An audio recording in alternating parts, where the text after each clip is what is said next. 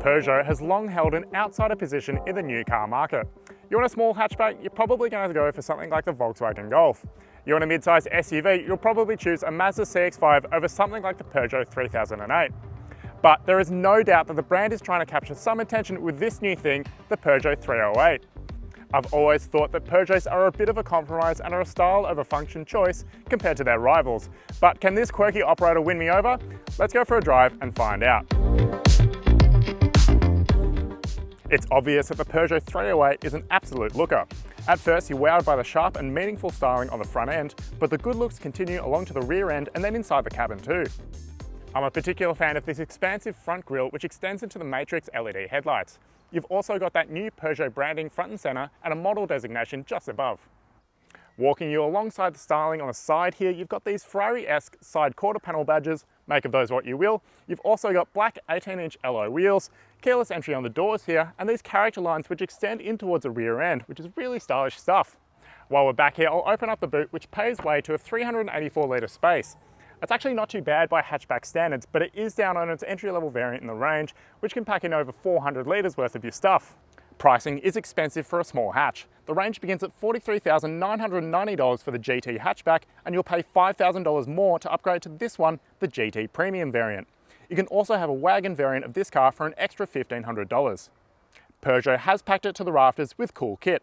Starting at the entry level's highlights, they include a 10-inch infotainment screen, 10-inch digital cluster, adaptive cruise control, leatherette and Alcantara upholstery, and the GT Premium scores full-grain Napa leather seating, a 360-degree camera, 10-speaker Focal sound system, a power-adjust driver seat, massage and heating function for the front seats, and a panoramic sunroof. For now, the sole powertrain in the range is a turbocharged 1.2-litre 3-cylinder engine which powers the front wheels. There is no option for a manual gearbox, only an 8-speed automatic gearbox. The first thing you're hit by when jumping inside the cabin is a great new car smell. You can actually smell the full-grain leather, and there's none of that sort of fake leatherette stuff that you typically find in smaller cars. Now, if you're a fan of the exterior design, the interior continues a futuristic look with this high-set dashboard line, these sharp styling lines around the center console, and you've also got these two 10-inch displays for the cluster and infotainment. But it's not all good news inside the cabin, and we'll get to that in a minute. Now, in the GT Premium specification, you get these nice Napa leather seats which feel suitably premium underhand and are genuinely comfortable to sit in. The seating position can also be contorted into a nice low driving position. Storage around the cabin is good with two cup holders here in the center console, a wireless charge slot for your phone underneath the screen, and this double door center console bin. Door cards also have enough space for a drink bottle and are felt lined. Let's talk infotainment. The Peugeot's 10-inch screen looks slick in its design and is easy to operate thanks to these customizable shortcuts along the bottom of the screen. Though the car has satellite navigation which can tell you fuel prices and weather information, I've been running wireless CarPlay during my time. There's a solid array of active safety measures inside the Peugeot 308, including autonomous emergency braking with low-light pedestrian and cyclist detection, active lane keeping assist, blind spot monitoring, adaptive cruise control, and speed sign recognition. It also features rear cross-traffic alert. Onto those slight negatives of the Pug's cabin. Granted, I'm 194 centimeters tall, but the space in this driver's seat is not the most ergonomic. I feel quite tucked in by this transmission tunnel, and the wacky low steering wheel is not my favorite piece of design. It means you've got the steering wheel lower than you'd ordinarily like in order to see the instrument cluster above. Things don't get much better in the second row, so let's go take a look. The second row is quite tight by hatchback standards, and there's a very cramped space behind my own driving position here. My knees are hard up against the seat back here, but the most annoying thing is there's no room for my feet to move. You also don't get a fold-down center armrest. On the plus side, you do get two USB-C ports on the back center console here, and you do get air vents, which is quite rare for a hatchback. As I mentioned, this car is a single-spec powertrain, but we do know a plug-in hybrid flagship version is coming later in the new year. But for the time being, let's go see how this car is to drive.